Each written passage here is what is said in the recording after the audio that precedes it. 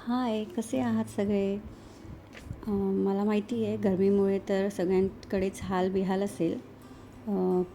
पण ह्या गोष्टीला तर काही पर्याय नाही आहे. त्यामुळे स्वस्त आणि मस्त राहा. उन्हाळा आला की आपल्याला आठवतात ते आंबे, ऊन आणि वाळवण.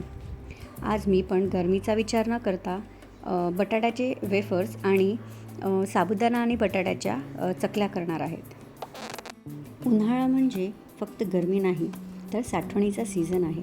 या दिवसात आपण पापड, कुरडया, सांडगे, सुका मसाला असं बरंच काही बनवत असतो. आता ह्यासाठी काय लागतं, तर तुमच्याकडे जागा असायला पाहिजे, ती स्वच्छ जागा असायला पाहिजे. उन्हाळा तर नक्कीच हवा, कारण तुम्ही वर्षभरासाठी ते साठवून ठेवणार, तर ते चांगलं वाळलेलं पाहिजे. आपण जे पण काही बनवते त्यामुळे चांगला ऊन असतानाच तुम्ही हे सगळं करायला पाहिजे. आणि हो, पेशन्स तर खूपच गरजेचं आहे. घाई केली तर वाळवण नीट होत नाही.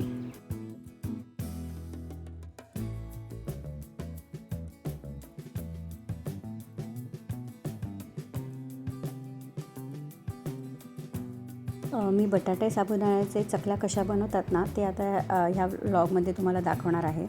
तर इथे मी अर्धा किलो बटाटे घेतले आणि ना 1 पाव असा साबुदाणा घेतला. अ, आणि ते बटाटे चांगले उकळून घेतले.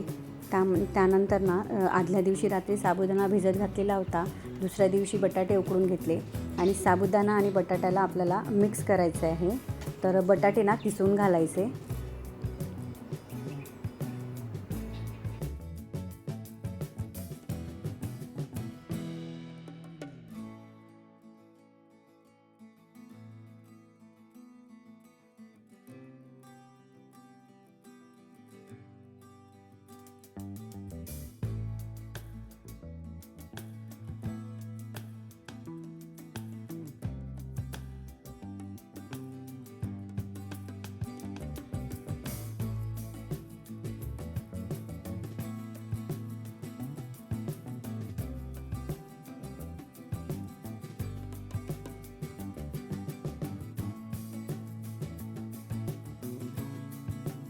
असे बटाटे किसून घ्यायचे.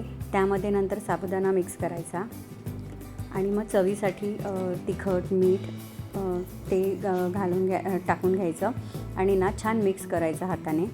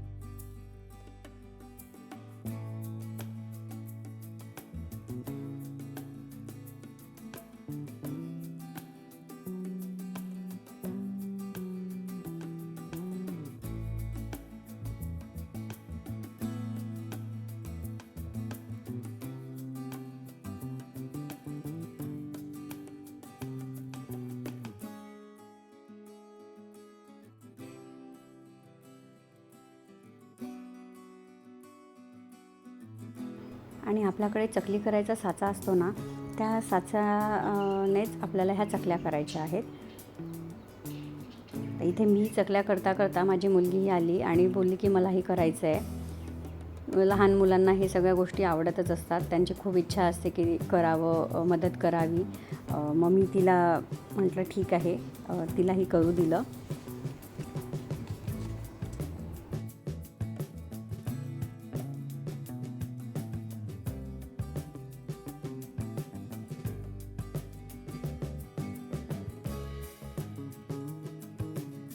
शेवटी राहिलेलं थोडंसं सारण मी तिला करायला दिलं.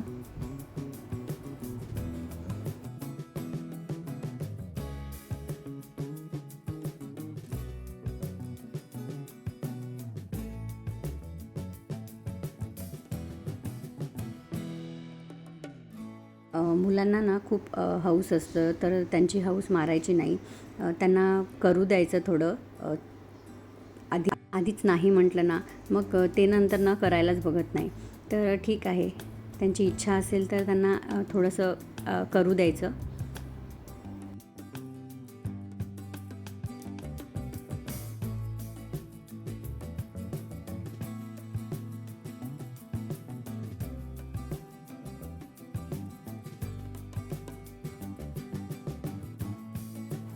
इथे बघा एवढा चकला झाला आहे माझ्या आणि ह्या सफिशियंट आहे. मी असे 2-3 दिवस करते थोड्या थोड्या.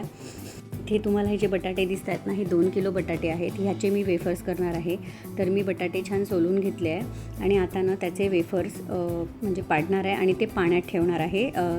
3-4 तास तरी मी हे पाण्यात ठेवणार आहे. 4 तास झाले की त्यानंतर ते बटाट्याचे वेफर्स ना मीठ टाकून उकळी आलेल्या पाण्यामध्ये सोडायचे आहेत आणि 3 ते 4 मिनिटेच त्याला ठेवून काढून घ्यायचे आहे.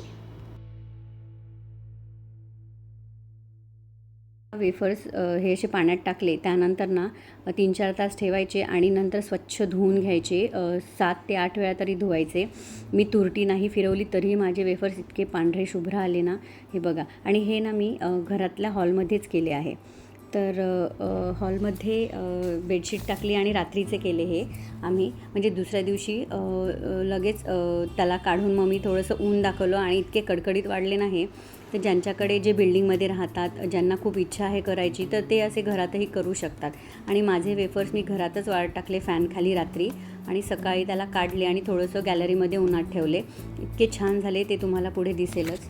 घरी केलेला कुठलाही पदार्थ चवीला छान असतो आणि हेल्दीही असतो. जेवण केल्याने आपल्याला वर्षभरासाठी साठवण मिळते. घरचं शुद्ध आणि चविष्ट असं पदार्थ मिळतो. असा होता आजचा माझा वाळवण स्पेशल व्हिडिओ. व्हिडिओ आवडला असेल तर लाईक करा, शेअर करा आणि सबस्क्राईब करा. See you.